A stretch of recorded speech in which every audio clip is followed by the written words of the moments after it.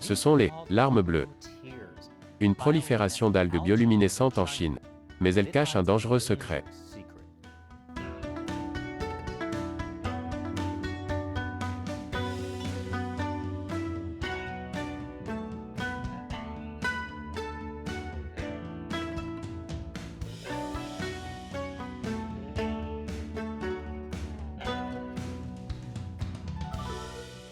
Bienvenue à Chine non censurée, je suis Chris Chappell. Cet épisode est sponsorisé par Mova Globe. Ces globes sont étonnants, ils tournent tout seuls, sans fil ni pile. Et que vous preniez ce modèle noir et argent, ou l'une de leurs autres superbes maps monde, vous pourrez apprécier la beauté de notre planète et de nos océans. Et vous voudrez apprécier les océans tant que vous le pouvez, avant qu'ils ne soient transformés en une boue toxique incandescente. Regardez ce récent reportage de la chaîne d'État chinoise CGTN. Des larmes bleues illuminent les eaux d'une plage du sud-est de la Chine. Un phénomène naturel appelé larmes bleues a illuminé les eaux.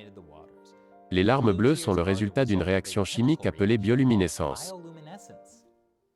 Ouah, comme c'est magique. Sauf que ce que les médias gérés par l'État chinois ne vous disent pas, c'est que c'est en fait incroyablement toxique.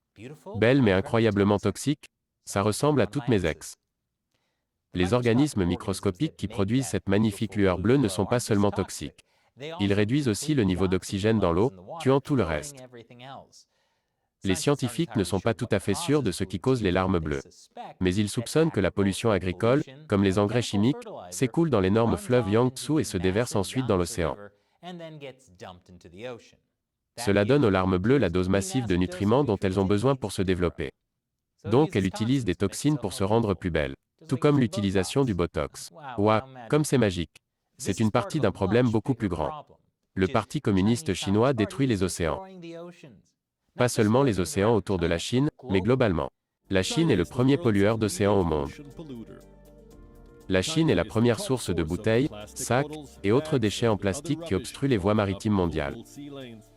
Ils ont lâché encore plus de plastique sur le monde que Kris Jenner.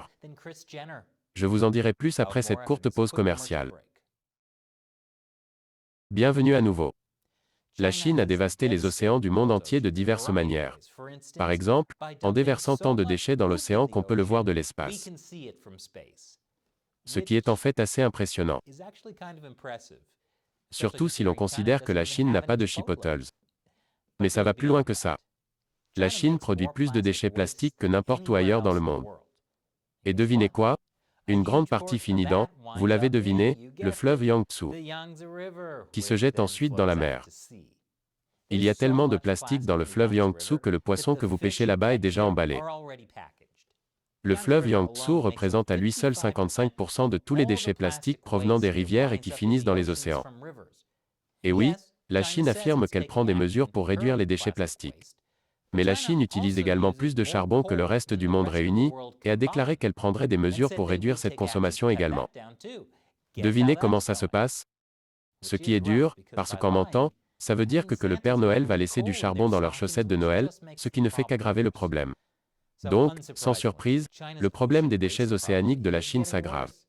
En 2018, les déchets océaniques de la Chine ont bondi de 27%.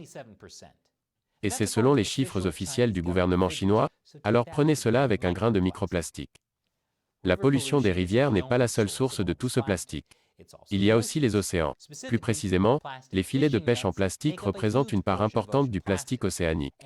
Et devinez qui possède des flottes de pêche massives qui écument les mers? Oui, la Chine. Je suppose qu'ils en ont assez d'essayer d'extraire les poissons du fleuve Yangtze de ces emballages plastiques ennuyeux. Pourquoi font-ils ces trucs si difficiles à ouvrir? Les estimations de la taille totale de la flotte de pêche chinoise varient considérablement. Selon certains calculs, la Chine possède entre 200 000 et 800 000 bateaux de pêche, ce qui représente près de la moitié de l'activité de pêche mondiale. Pourquoi ne savons-nous pas quelle est la taille de la flotte de pêche chinoise? Parce que c'est un secret d'État, puisque le gouvernement chinois est très impliqué. Vous voyez, en plus de pêcher du poisson pour que les gens le mangent, ces flottes sont aussi un moyen pour le Parti communiste chinois d'étendre son contrôle territorial à l'échelle mondiale. Les bateaux de pêche chinois sont notoirement agressifs et souvent suivis, même en haute mer ou dans les eaux nationales d'autres pays, par des navires armés des gardes-côtes chinois.